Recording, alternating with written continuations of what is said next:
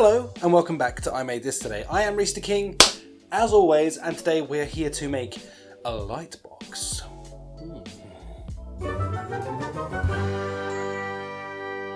So, as I said at the beginning of the video, we're here to make a light box today, and oh my freaking god, this just came to me and I was just like, I'm gonna make this.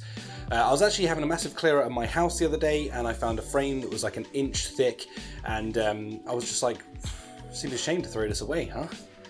And then I had a little epiphany. I was like, well, what if we were to make some incredibly cool and detailed cutouts of my favorite things and then put LEDs in there and turn it into a piece of art.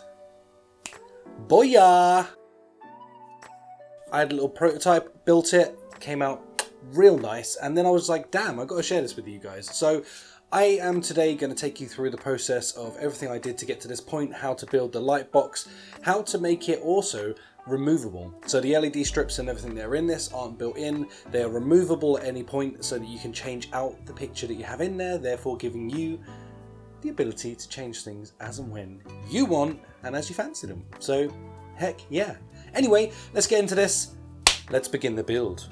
So we started this out by drawing and sketching out all the different symbols I wanted to use. So we've got the Superman, the Avengers, we've got, keep going, the Justice League, keep going Reese, the Batman symbol, Spider-Man symbol, and that's that. So with these, I used like quite a nice thick cardstock that I'd got on Amazon.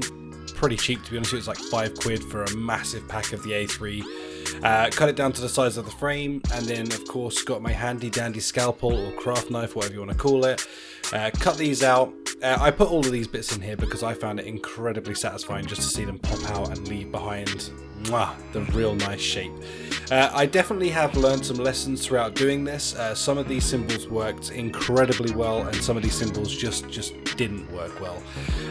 So my advice to you 100%, if you attempt this, take your time in the thought process of how much you want to leave like connective material between things so that you get a nice solid form at the end of it. Because even with the rigid cardboard, if you left something too long, mid-video question, what would you put in yours? If you were going to do it, what would your selective thing be? A piece of art? A superhero symbol like I've gone with? Or maybe a channel symbol? I don't know. Let me know your thoughts and opinions in the comments down below. What would you pick? Anyway, I need to carry on building this thing. Middle of the video. So with this, I cut some foam stock, just like some foam cardboard, and I made like a line around the outside to act as like a diffuser for the LEDs that went in there. I also taped it down. This is kind of vital because you need to be able to lift this part in and out. I then cut down some like really thin bits of wood to fit around it like a frame. When you do this, you want to leave them so that they definitely are a bit looser. You want them to be able to fit in there and take them out really easily. And the reason this is important, and again it's important that they are loose enough to be able to get in and out of there, is you want to stick your LEDs to that so that they form like a frame and you can take them out again. At this point I'm just measuring out the LED strip that I'm going to put in there because the strip that I had was well oversized. You can cut these down with the marked areas on the LED strips. I just use a pair of flush cuts, cut them down straight down the line, bish bash bosh, now it's the right length. Also, another little tip here is 100% use some additional sticky back tape on these because they fail all the time with my experience of LED lights, so it's worth the extra step. Sticking those back into that frame, now this goes back to what I was saying a second ago, that it's important that you have that looser frame because you want to stick these in nice and tight and this will form like a frame within a frame. So once you have all of these stuck in there, like I say, it's going to be super easy to lift these in and out, and it's critical if you want to be able to change the artwork that you have in your frame, like I've done with mine. This just makes it a whole load easier, and it also helps, like I say, working with the other layer that we put in there to help diffuse the light so it's not so intense on the actual image itself. Once you're done, you can sort of tuck your little power cable out the front of it, stick the last bit down so that you don't have any blank spots that don't have any light. I ran mine so it ran just past where the power lead goes, giving me no dead zones essentially. Definitely recommend doing it that way. As you can see here, this is me sort of showing you that you can just now lift this section out, lift the second section out, change the image, put it back together, and you can have an infinite amount of different images, which I just think is pretty cool, man. I mean, if you're going to do this, it gives it that whole reusable state of things. And listen, I'm happy with the way it turned out. Now I'm going to go quiet and let you enjoy how it looks.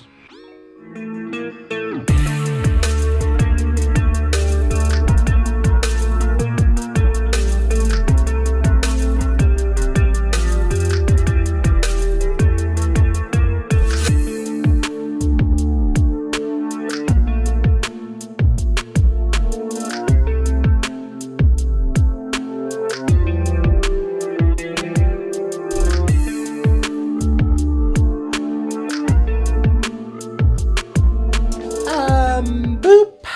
Hello. That's right, we're all complete.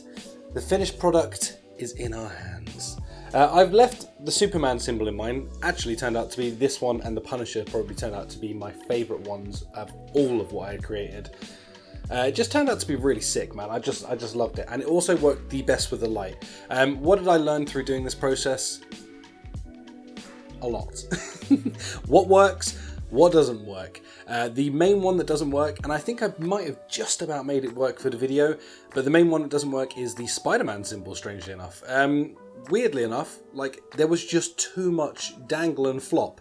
With this one, you'll see that I left like your little sort of cornery stamps in there and stuff like that to enable it to remain rigid.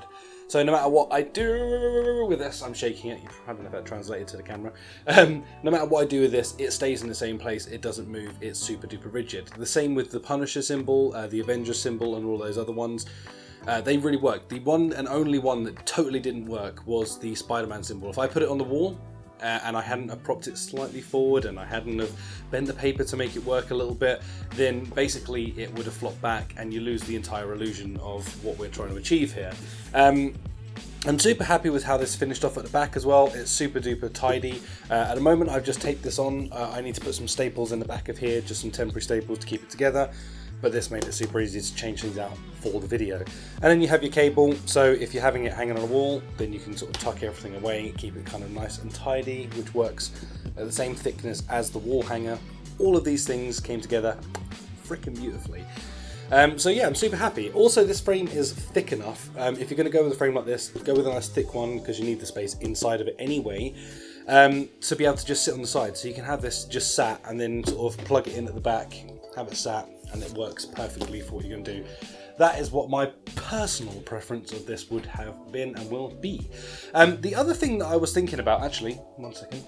The other thing that I was thinking about that I haven't put in this video, but I do think might be a good either follow-up to this video if you're interested, or maybe just do it yourself if you do attempt this project, is putting some art behind it. Now, I went with a blank canvas behind it. It's just the brownie chippy board stuff that's in there.